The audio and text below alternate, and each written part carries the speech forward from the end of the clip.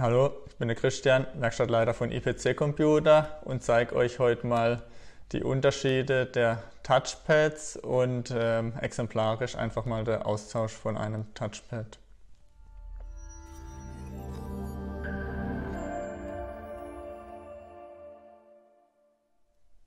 Ich habe hier jetzt gerade mal ein paar verschiedene Touchpads aus dem Lager geholt, was mir so verkaufe, wie die unterschiedlich aussehen.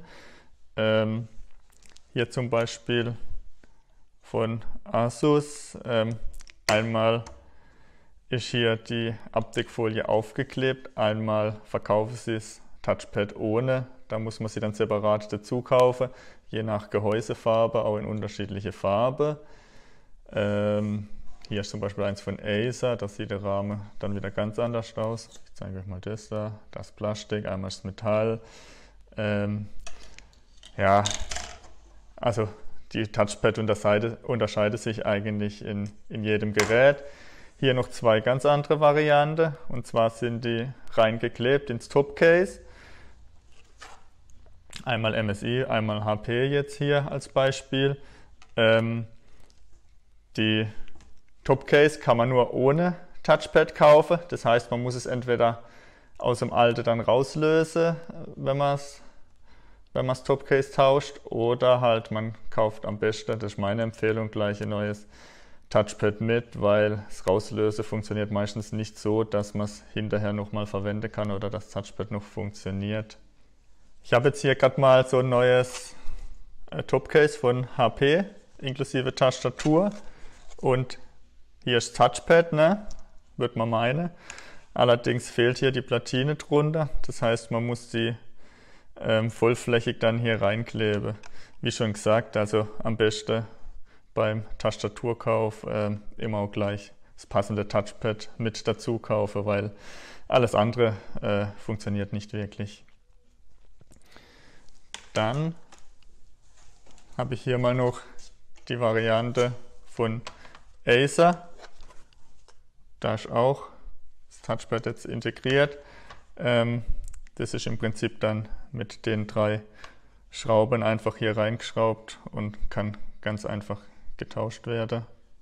Dann will ich euch anhand vom Asus UM425 Notebook einfach mal noch exemplarisch zeigen, wie man hier das Touchpad tauscht. In dem Fall geht die Bodenplatte ab. Da habe ich jetzt alle Schrauben schon mal rausgedreht. Sind hier unter den Füßen, wie so oft, und vorne. Ja. Und dann muss man in dem Fall den Akku entfernen.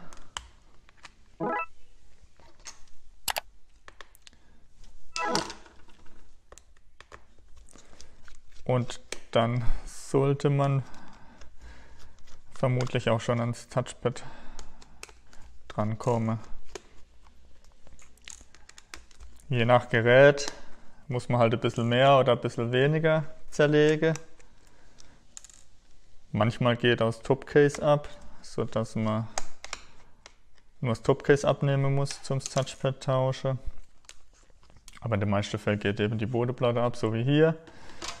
Und in dem Fall kommt man schon direkt ans Touchpad dran. Manchmal ist es auch so, dass die Platine weiter runterläuft oder das Touchpad größer ist, dass man sogar das Mainboard ausbauen muss oder noch mehr.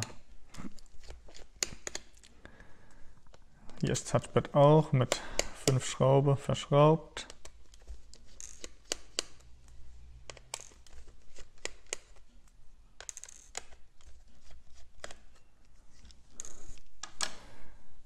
Ich stecke gerade mal das Kabel noch ab, damit man nichts kaputt mache. Und dann sollte man es herausnehmen können. Jawohl. Das ist da vorne drunter geschoben. Und dann kann man das neue Touchpad einbauen. Das Topcase wird auch ohne Touchpad verkauft. Das heißt, wenn man ein neues Topcase oder eine neue Tastatur braucht, muss man das alte Touchpad dann auch umbauen. Das ist bei den meisten Herstellern eigentlich so. So, ich hoffe, das Video hat euch ein bisschen weitergebracht und gefallen. und dann wünsche ich euch viel Spaß beim Reparieren. Bis zum nächsten Mal. Ciao.